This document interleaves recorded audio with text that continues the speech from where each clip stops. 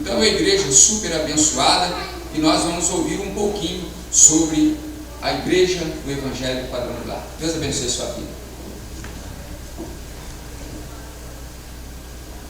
Uau! Boa noite, igreja. Boa noite. Paz seja convosco. Hoje é diferente. Hoje é diferente. Pensa bem, o pastor está colocando a gente à prova, gente. Ô prova! Irmãos, abram comigo o livro de Ezequiel,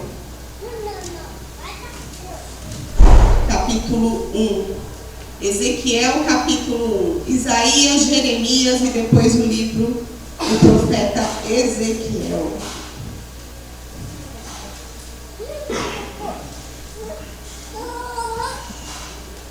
Para nós entendermos aonde começa a doutrina da igreja, nós precisamos ler esse texto. A partir daqui, tudo começa a fazer sentido. Amém? Eu me sinto honrada porque eu fiz a disciplina 2 vezes, que a gente tem essa disciplina no ITQ, né? Do Ministério do Instituto Quadrangular Teológico. E só que eu não tomei pau não, tá, gente?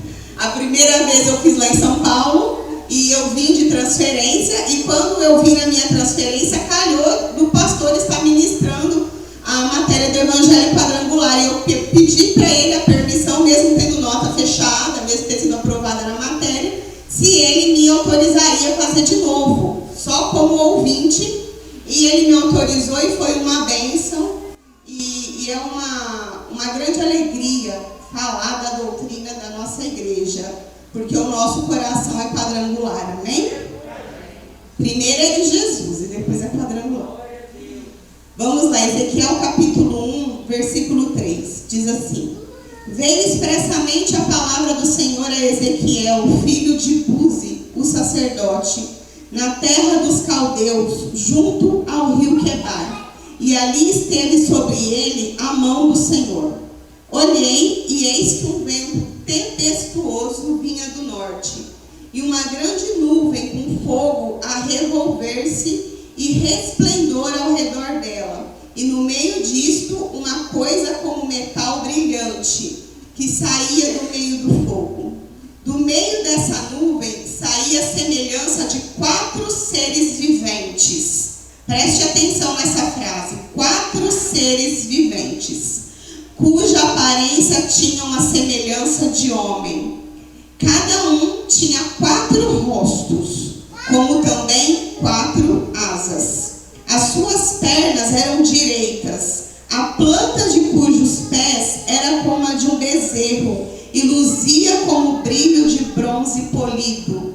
Debaixo das asas, mãos de homem, aos 4 lados, assim todos os 4 tinham rostos e asas.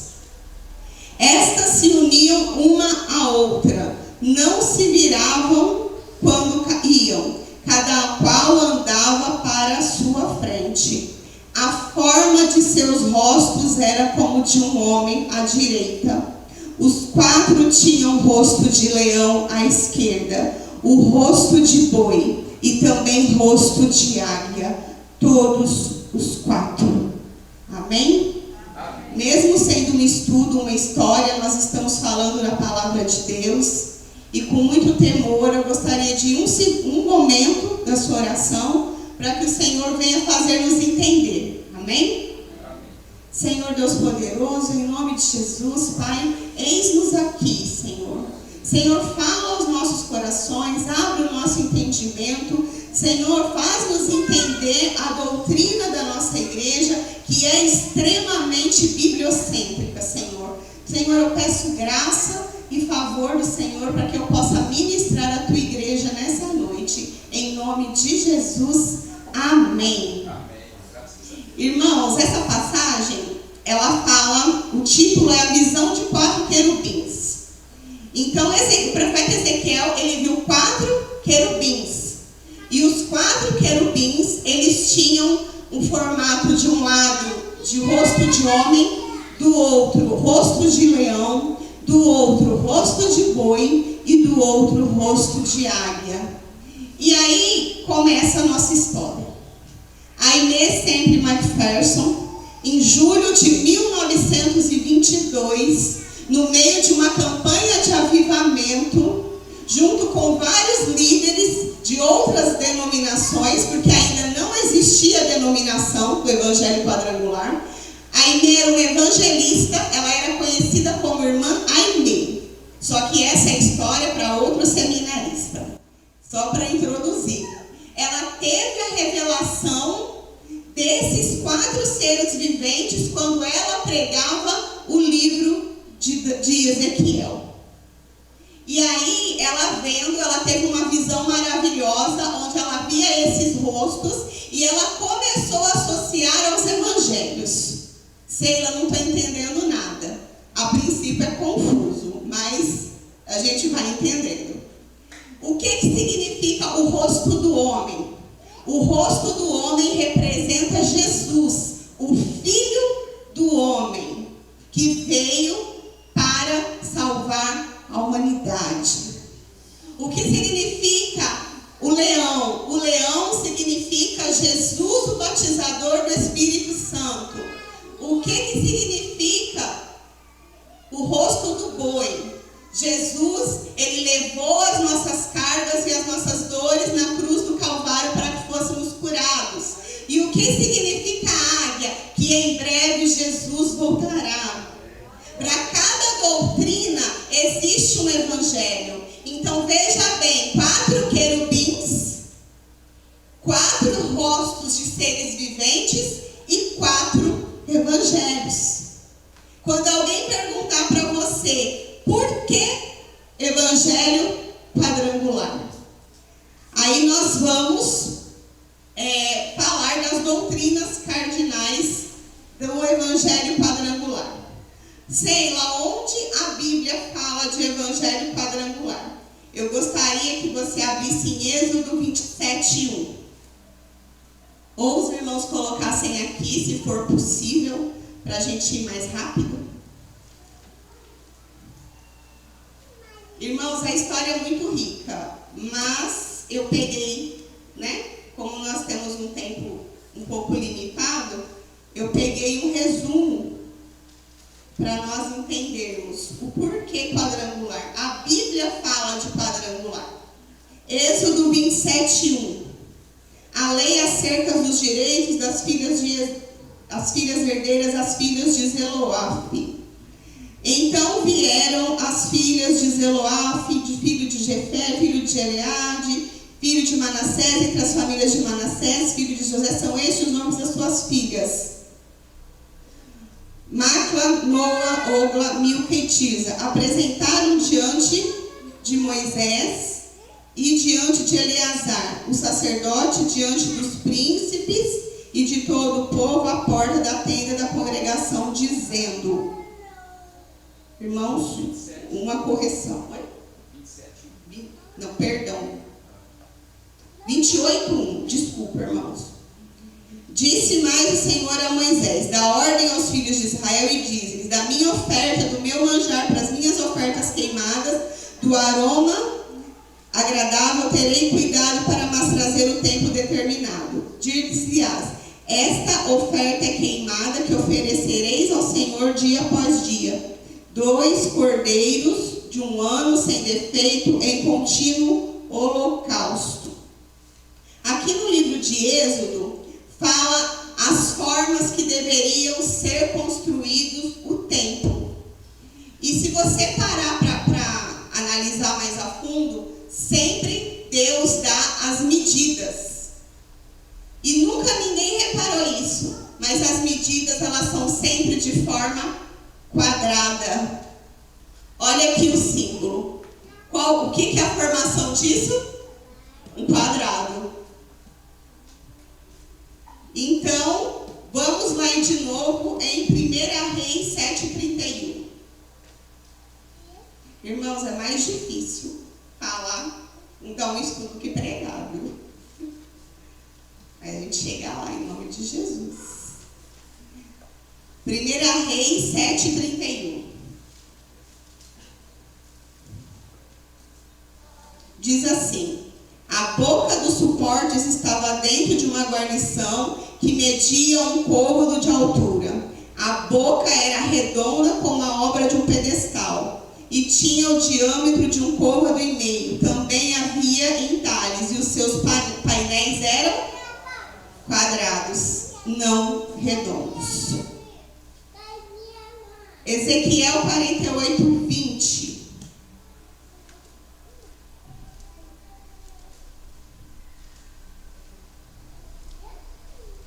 Aí você fala, não estou entendendo nada. Diz assim: a região toda será de 25.000 covados em quadrado. Isto é, a região sagrada juntamente com a possessão da cidade. Novamente a palavra quadrado, de quadrangular. Agora o texto mais perfeito e mais claro. Apocalipse 21, 16. Diz assim: a cidade é 21, 16. E a cidade estava situada em quadrado, e o seu comprimento era tanto com a sua largura, e mediu a cidade com a cana até 12.000 estágios. E o seu comprimento, largura e altura eram iguais.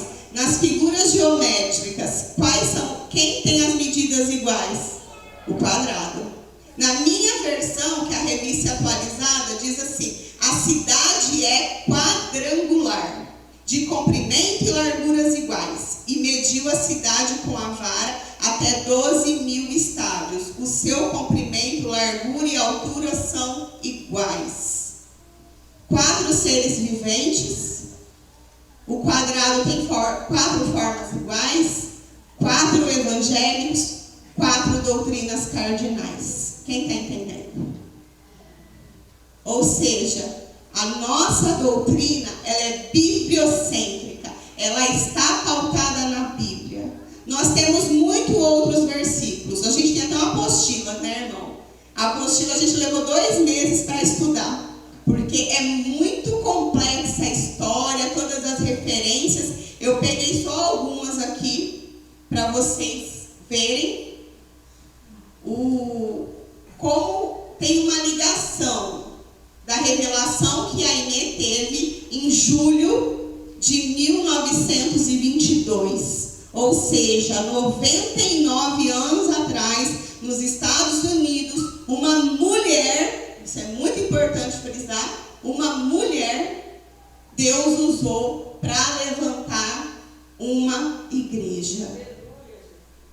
Uma igreja que hoje tem mais de 44.000 pastores titulares. Uma igreja que está em mais de 196 países. Uma igreja que está em 95% do território nacional. Pode ser que esteja até um pouco mais, mas a minha fonte de pesquisa dizia isso. Uma mulher que não tinha um púlpito bonito como esse, mas ela tinha um caixote. O caixote dela era a plataforma dela. O caixote dela era o púlpito dela. E ela arrastou multidões. Nesse dia que ela teve essa revelação, tinham vários pastores num púlpito provavelmente parecido como esse, de várias denominações. Ela não tinha títulos. Ela era conhecida como irmã Ainê. E ela foi um diferencial na sua época. Ela resistiu a todos os preconceitos numa época que a mulher não tinha voz. Imagine Jesus com aquela mulher samaritana. Quem lembra dessa história? Aquela mulher não tinha voz. Jesus deu voz para ela, mesmo ela sendo pecadora. A mulher cananeia, ela não deveria nem se dirigir aos judeus. Mas Jesus deu voz a ela, perguntou o que ela queria. E no século XX, Deus deu voz a Aimee Semple McPherson. Ela foi instrumento de Deus tinha feito mais de 30 cruzadas. Sem título, sem placa de igreja, ela foi uma grande evangelista. E ela, nesse dia, teve a revelação e ela disse: esse é o evangelho quadrangular. E cada símbolo da nossa igreja tem um evangelho que fala, né, da Jesus cura, Jesus batiza com o Espírito Santo, Jesus cura e Jesus é o Rei que voltará. Tudo está ligado. A palavra de Deus, ela se conversa. Mas antes eu gostaria de falar uma coisa muito importante sobre doutrina. O que é doutrina? A doutrina é aquilo que molda o nosso caráter, que nos convence de alguma coisa. Quem aqui foi convencido por Jesus, que Jesus é o Salvador? Levante a sua mão. Todos aqui estão convencidos disso? Amém, glória a Deus. Todos aqui estão convencidos que Jesus te salva? Amém. Que Jesus morreu na cruz do Calvário? Todos aqui estão convencidos? Algumas religiões, elas têm doutrinas que seguem os ensinamentos de A, de B, de C, que não convém aqui dizer, né? Nada contra essas pessoas, mas nós cristãos, a nossa doutrina é a palavra de Deus. A palavra de Deus é a doutrina do evangelho quadrangular. Nós cremos que Jesus salva, que Jesus batiza com o Espírito Santo, que Jesus cura e que Jesus voltará. Quer um evangelho mais completo que esse? Sei, eu quero a teologia da prosperidade. Não, isso aqui não tem não. O maior empreendimento de Deus no ser humano foi a salvação. Sabe aquelas pessoas que constroem grandes prédios, que fazem grandes projetos? Elas creem que aquilo ali vai dar certo, não é? Aqui não tem shopping, mas lá em São Paulo tem. Quando a pessoa constrói um shopping, ela acredita que pessoas irão abrir lojas no shopping, que o empreendimento vai dar certo e que ele vai ser muito visitado e que ele vai ser um sucesso. Não é assim? O empreendimento de Deus foi entregar o Filho dele, porque apenas através do sangue é que poderia haver perdão de pecados. Porque desde quando o pecado entrou na terra, tinha que haver sacrifícios de animais, porque o derramamento de sangue simbolizava o perdão, mas não era o sacrifício perfeito. Abra comigo em Hebreus 10.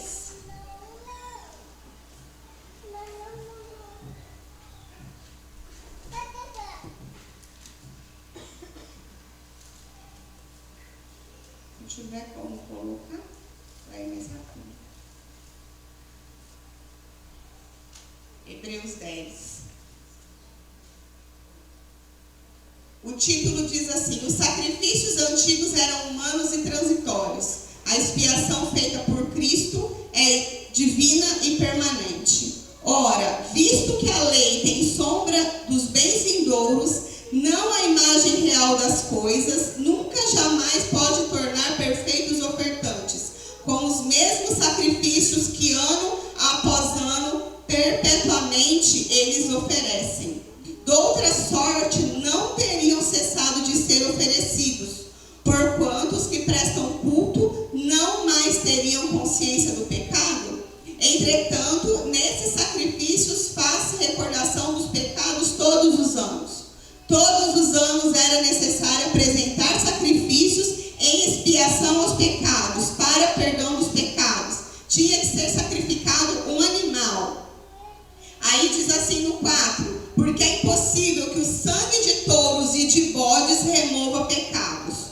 Por isso, ao entrar no mundo, aqui quer dizer de Jesus, diz: sacrifício e oferta não quisestes antes, um corpo me formaste, e não te deleitaste com holocaustos e ofertas pelo pecado. Então eu disse: eis aqui estou, no rolo do livro está escrito a meu respeito, para fazer, ó Deus, a tua vontade. Jesus se colocou como sacrifício vivo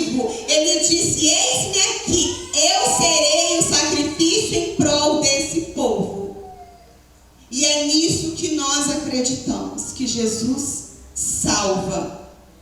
Segue assim: depois de dizer como acima, sacrifícios e ofertas não quiseste, nem holocaustos e oblações pelo pecado, nem com isso te deleitaste, coisas que se oferecem segundo a lei. Era a lei mosaica que instituía que animais tinham que ser sacrificados para perdão dos pecados. E acrescentou: eis aqui estou para fazer, ó Deus, a tua vontade. Remove o primeiro para estabelecer o segundo. Não existe mais sacrifícios de animais. Não existe. Se você ouvir dizer, eu tenho que matar uma galinha, um pombo, um boi, uma vaca, é mentira. Está escrito aqui que foi removido o primeiro, que eram os sacrifícios de animais, para se estabelecer o segundo. O segundo é o sacrifício da cruz de Jesus Cristo. Aí lá no 14, porque uma única oferta aperfeiçoou para sempre quantos estão sendo santificados. Quando Jesus morreu, acabou o sacrifício de animais. O sangue dele, puro, precioso na cruz do Calvário, foi o suficiente para perdoar pecados. E essa é a primeira doutrina cardinal da nossa igreja. Sei lá qual evangelho, como você disse lá, que são 4 evangelhos que falam. O evangelho que fala que Jesus cura é o evangelho de Lucas. O texto-chave é Lucas 19:10. Se você quiser abrir comigo.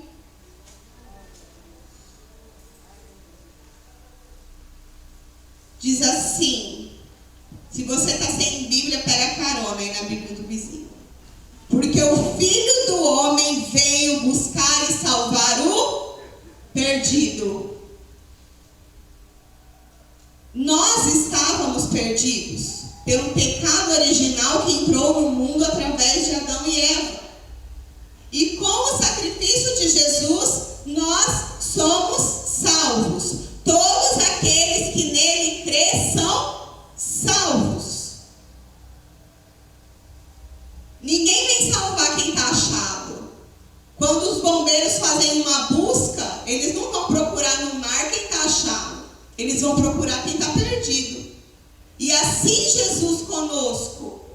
Nós estávamos perdidos. Perdido aonde, Sheila? Perdido no pecado, perdido no engano das religiões, perdido no engano da mentira, perdido no engano do vício. E Ele veio para nos salvar. Tudo começa quando Jesus diz: está consumado. É como se Ele dissesse: acabou, diabo. Todos aqueles que em mim crerem terão salvação. Todos aqueles que crerem em mim serão batizados com o Espírito Santo, receberão cura divina. E eles me aguardarão, porque eu voltarei. Imagina, irmãos, a salvação só existe em Jesus. Não existe intermediários. Não existe. Se alguém falar para você existe, não existe. Você não precisa de A, de B ou de C. Você não precisa de mim para orar por você, para você ter acesso ao Pai. Você precisa de Jesus. Você precisa orar em nome de Jesus. Você precisa crer na sua salvação em nome de Jesus. Você precisa ter a sua fé em Jesus. E não adianta ter uma fé só de mente. Tem que ter uma fé de coração. Abra comigo Romanos 3:23.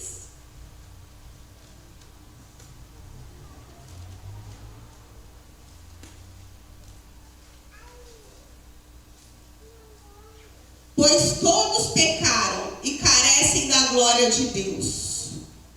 Todos. Todos carecem, todos precisam. Não existe A, B ou C que fala assim: Sheila, não, eu não preciso. Nós precisamos. Nós precisamos. precisamos e nós somos dependentes da glória de Deus e da graça de Deus na nossa vida. Porque nós não merecemos, mas Ele mesmo assim nos amou. Mesmo assim, nós lemos lá em Hebreus, Ele falou: Pai, eu vou. Ele se ofereceu como sacrifício vivo. E é interessante que no livro de Lucas, vamos voltar lá em Lucas, no capítulo 2, no versículo 30.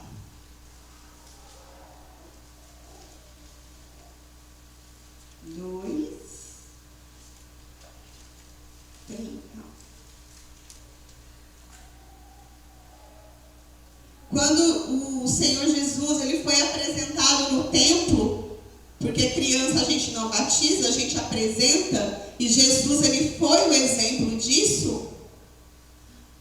Diz assim: havia em Jerusalém um homem chamado Simeão, vamos no 25 para dar contexto ao texto.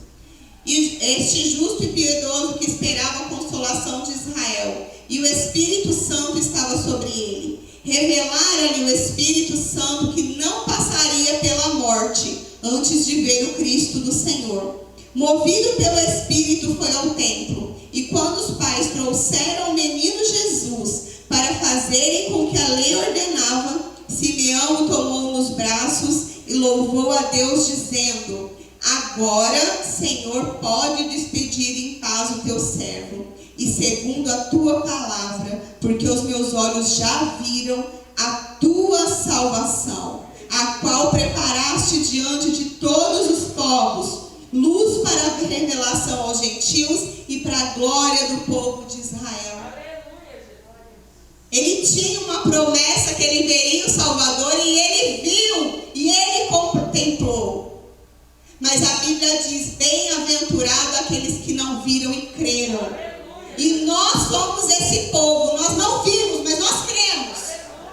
Nós temos certeza, porque a palavra de Deus ela é inerrante, como diz em 2 Timóteo 3,16. Abra comigo, por favor. 2 Timóteo 3,16.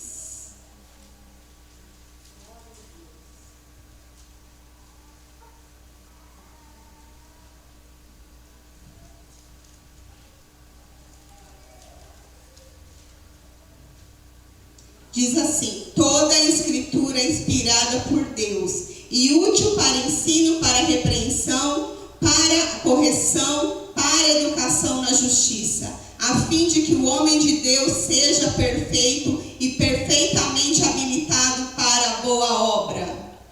Então tudo isso que eu estou narrando aqui não é o conto da carochinha. Tudo está dentro da Bíblia. A nossa igreja, a nossa denominação, e eu falo isso com muito carinho, porque eu amo muito a história da nossa igreja, apesar que eu já estou gaguejando, o irmão não repara. Então, assim, ela veio direto do coração de Deus. A igreja do Evangelho Quadrangular, ela não nasceu de disputa, né, pastor? Ela não nasceu de insatisfação, ela não nasceu de rachaduras, ela não nasceu de rebelião, ela nasceu no coração de Deus. A irmã Inê, ela estava pregando, irmãos, quando ela teve a visão do Evangelho Quadrangular. Ela estava em comunhão com outros pastores de outras denominações. Ela estava numa campanha de avivamento, e foi nesse momento que o Evangelho Quadrangular veio para ela como revelação. Por isso que muitos pastores, muitos teólogos, até que não são parte da denominação, que eu ouvi até um documentário sobre uma historiadora, eles falam que a Quadrangular nasceu no coração de Deus, através de um improvável. No século XX, Deus deu voz a uma mulher. Deus usou uma mulher em cima de um caixote. Ela viveu apenas 54 anos, mas ela fez uma revolução na sua década. Não querendo entrar na parte dos irmãos que vão falar, posteriormente, mas ela era uma mulher que ela tinha ousadia. Ela até tentou recuar no chamado dela, mas ela teve uma hora que ela entendeu: eu tenho que ir. E ela ganhou multidões para Jesus. Ela pregava para milhares de pessoas. E não muitos anos depois, 29 anos depois apenas, o Evangelho Quadrangular chegou aqui no Brasil. Dia 15 de novembro de 1951.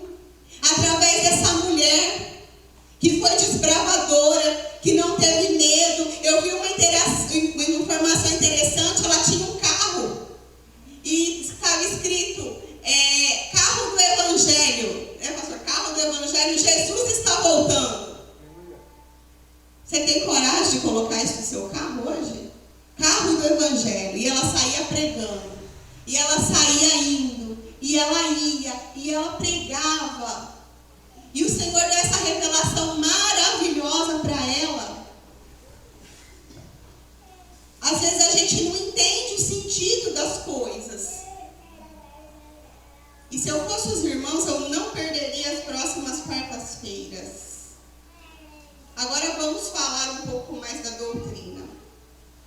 O rosto do homem que foi visto por Ezequiel quer dizer que Jesus deixou a glória dele, como nós vimos lá em Hebreus 10, para ele se manifestar em carne.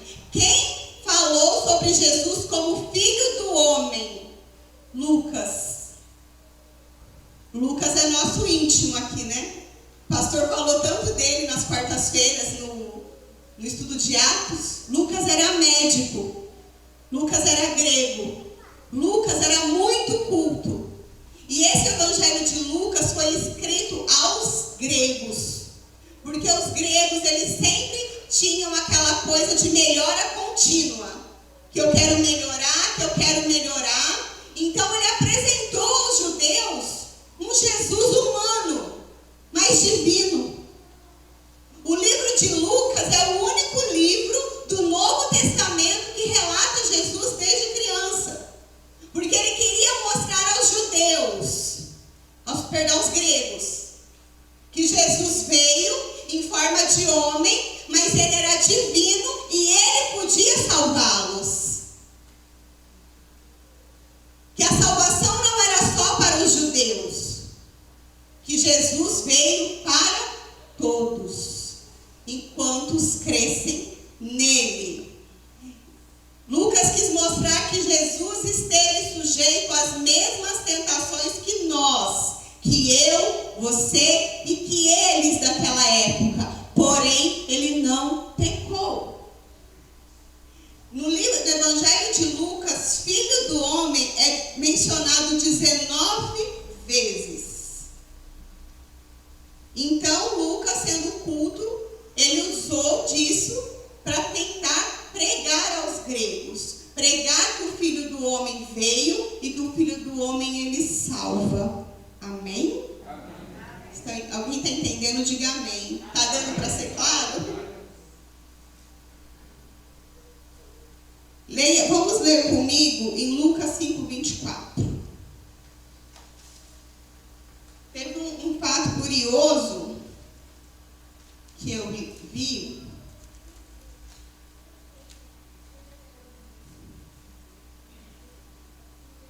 Lucas 5:24.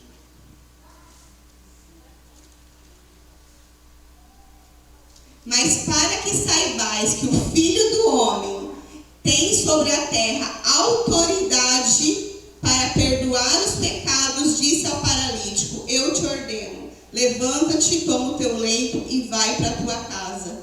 Isso Jesus mesmo se denominando o Filho do Homem.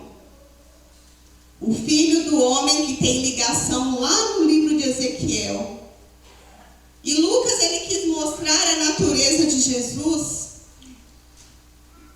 Só que em Mateus tem um relato muito interessante. Mateus 11:19.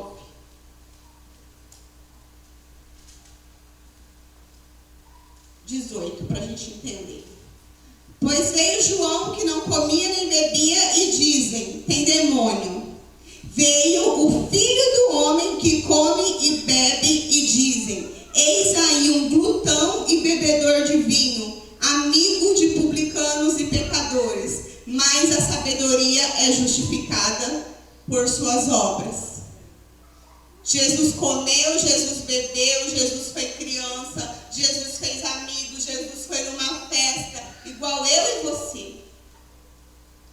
Por isso que Lucas relata como filho do homem, que ele veio como homem, mas ele era divino, em nada ele pecou. Amém?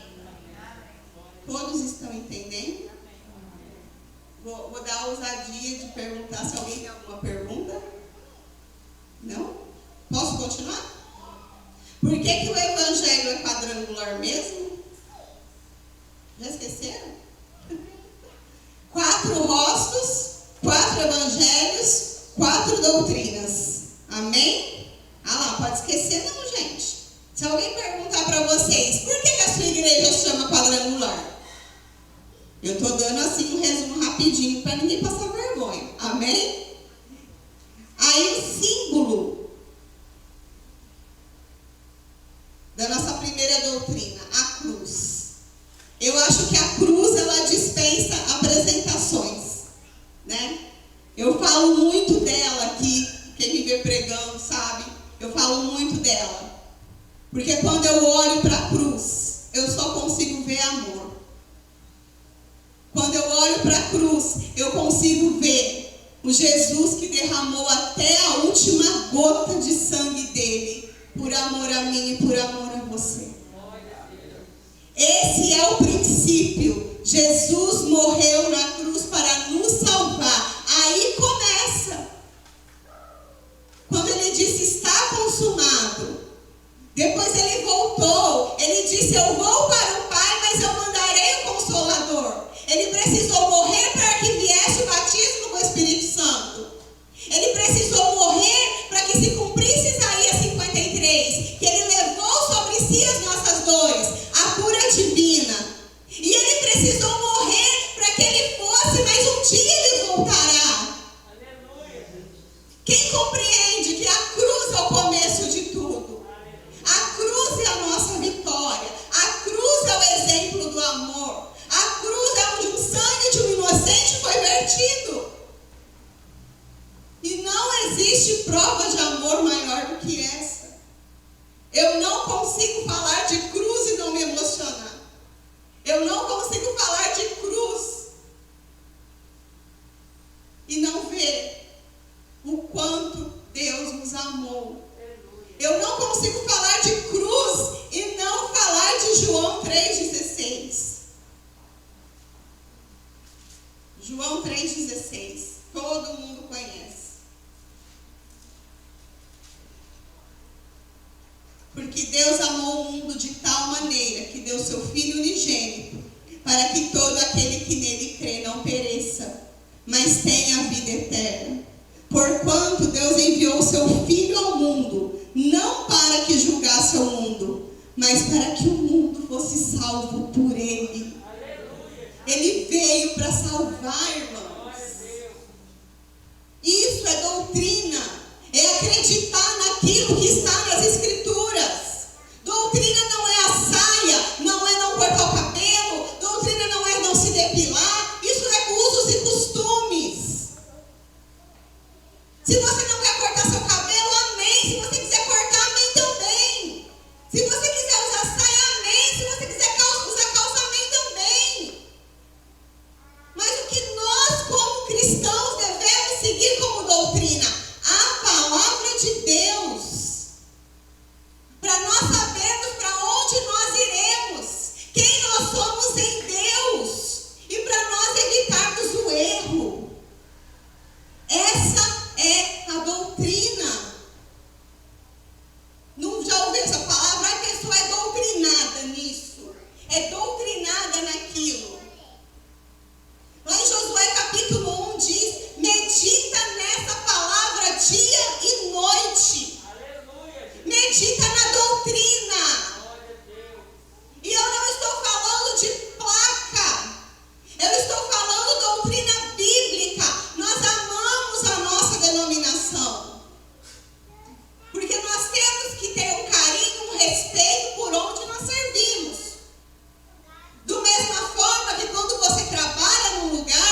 tem que ter um carinho e um respeito pelo seu trabalho. Sim ou não?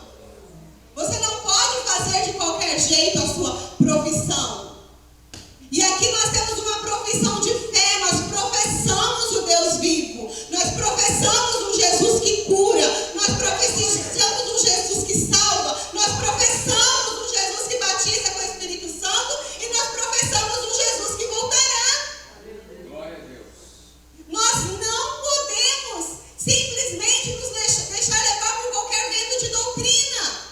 Porque a nossa verdadeira doutrina está na palavra de Deus. A nossa doutrina quadrangular está baseada na palavra de Deus. Se alguém algum dia quiser minha apostila emprestada do ITQ, eu até empresto. Para vocês verem como é rica a história. Como é bonito. Porque assim, a gente levou 2 meses, né, irmão? 2 meses para estudar uma apostila. É muito rico.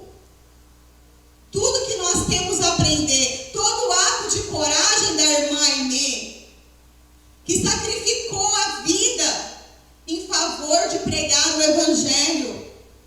Ela não quis ser uma artista de Hollywood, apesar de na infância ela ter dons para artes e tudo mais.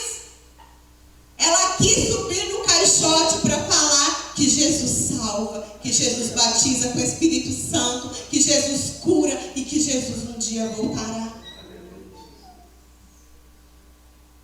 E eu sei que não é pregação, mas eu trago uma reflexão para a igreja.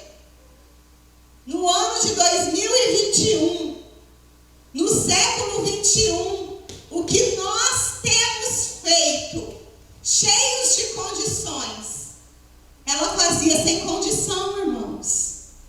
Ela pregava em tendas, como tendas de circo. Ela juntava as pessoas nesses lugares para falar do amor de Deus. E o que nós temos feito? O que nós temos feito para Jesus? Porque o tema central da doutrina é Jesus. Jesus é o centro. Aqui não está falando que o pastor salva, que o pastor batiza, que o irmão que canta bonito vai te levar para o céu. Não. Jesus salva. Jesus batiza com o Espírito Santo. Jesus cura e Jesus voltará. É essa a nossa esperança. Doutrina mais bibliocêntrica que essa eu não conheço. Eu conheci o Evangelho Quadrangular há 16 anos. Quando eu vi que foi uma mulher que fundou a igreja, eu falei, opa, essa igreja é diferente. Já gostei daqui. Porque tanto preconceito com a mulher até hoje, né, pastora? A gente sofre alguns tipos de preconceitos. Sociais. Homem que ainda ganha mais que mulher. Mas ela usou a oportunidade que ela teve para escrever em revista, para falar em programa de rádio, para fazer programas evangelísticos. O que nós temos feito com a nossa oportunidade? Tem missionários espalhados em 21 países, muitas vezes correndo risco de vida. E eu não estou falando de 100 anos atrás, eu estou falando de agora. Missionários que eles não podem nem mostrar o rosto. Acho que o pastor já viu, né, nas convenções, né, quando eles vão, não pode nem tirar foto com eles. Porque eles se propuseram a levar o Evangelho Quadrangular às nações. Eles largaram família, eles largaram o conforto, eles largaram tudo, porque eles creram nessa mensagem. E eu gostaria de deixar hoje para os irmãos, nós estamos crendo nessa mensagem? Nós estamos crendo que Jesus salva, batiza, cura e voltará? Nós estamos crendo ou nós estamos apenas sendo levados como a onda do mar, que vai e volta? Jesus salva, irmãos. Indistintamente, Ele salva. O mesmo amor que Ele tem por você, Ele tem por perdido. Aquele que está na Cracolândia, aquele que está desviado do caminho do Senhor. Jesus, Ele salva. Enquanto Jesus não volta, há esperança, salvação. Há esperança. Nada está perdido, porque Jesus salva. Para falar sobre a cruz, para nós já concluirmos, Colossenses capítulo 1, versículo 20.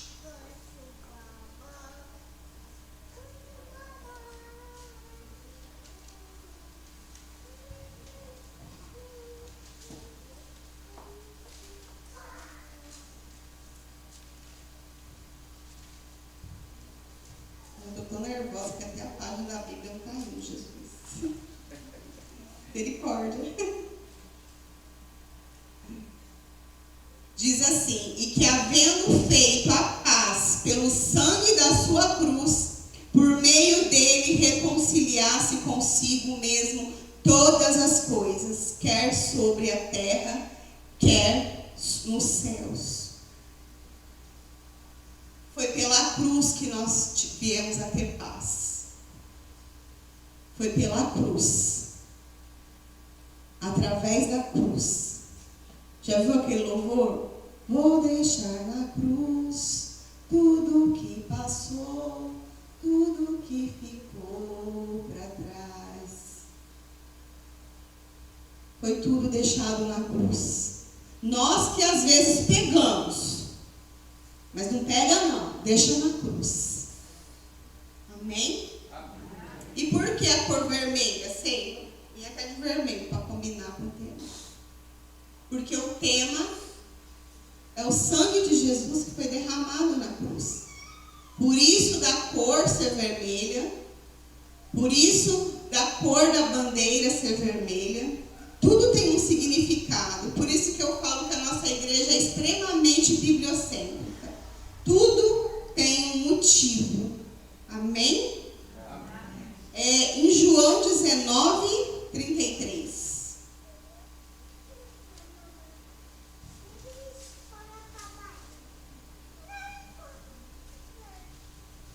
Quando a gente fala que Jesus teve o sangue vertido até a última gota, diz assim: chegando-se, porém, a Jesus, como vissem que já estava morto, não lhe quebraram as pernas, mas um dos soldados lhe abriu o lado com uma lança, e logo saiu sangue e água.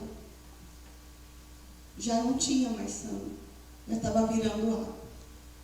Até a última gota ele verteu. O pouco que tinha, aquela lança que furou o lado dela, ela foi derramada por nós. A salvação, irmãos, ele é maior do que todo milagre, de qualquer milagre. A salvação é melhor que o seu milagre financeiro. A salvação é maior do que a sua cura. A salvação é melhor que o milagre na família. Ela é o maior milagre que o ser humano pode receber em toda a sua vida. É o que eu falo. Se você nunca mais receber bênção nenhuma, só pelo sacrifício de Jesus na cruz, você já tem a vida inteira para agradecer. Porque foi um inocente que morreu por um monte de pecadores. Porque nós não prestávamos.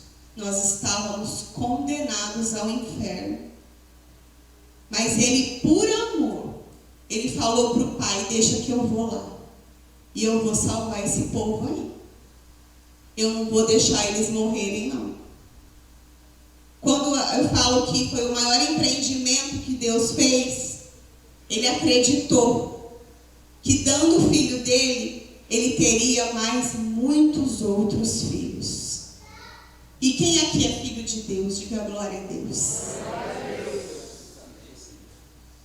Apocalipse 12, 11, para a gente finalizar.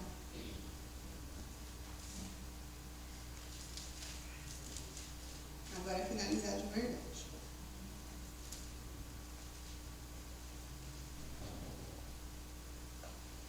Eles pois, o venceram por causa do sangue do Cordeiro e por causa da palavra do testemunho que deram, e mesmo em face à morte não amaram a própria vida.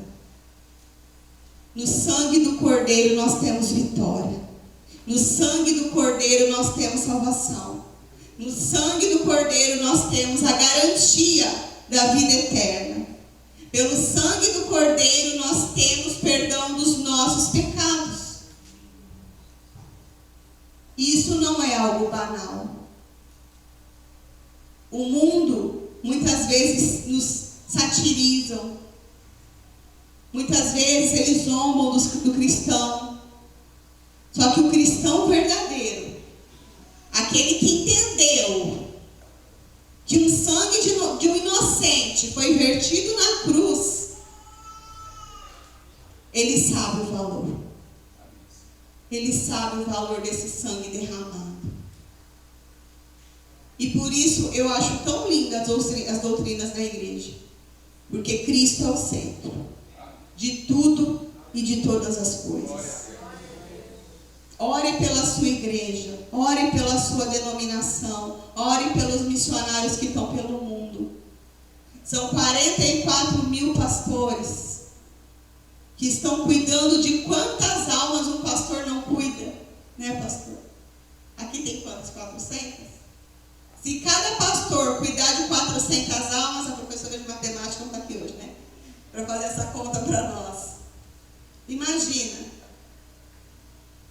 quantas ovelhas esses pastores não cuidam. Ore pelos missionários. Eu já fui líder de missões, irmãos, e eu já vi muitos depoimentos, documentários, que você fala assim, não é possível. Essas pessoas, elas não vivem desse jeito por amor ao Evangelho, mas elas vivem. Deus escolheu você para nessa geração tomar posse da mesma unção da irmã Inê. Em tempo e fora de tempo, pregue o Evangelho. Ela, sem tecnologia, ela alcançou multidões. Hoje nós temos tecnologia à palma das nossas mãos. E quantas vezes nós compartilhamos bobeira, piada, e nós não levamos o Jesus que salva as pessoas? E quantas vezes nós não anunciamos o Jesus que salva as pessoas? E quantas vezes nós não acreditamos que Jesus realmente é o centro? Eu gostaria de deixar essa reflexão para a igreja em nome de Jesus. E não se esqueça, Ezequiel 1 foi onde tudo começou. 4 rostos, 4 evangelhos, 4 doutrinas, e por isso nós somos quadrangulares. Amém? Agradeço a oportunidade. Que Deus abençoe a todos em nome de Jesus. Amém.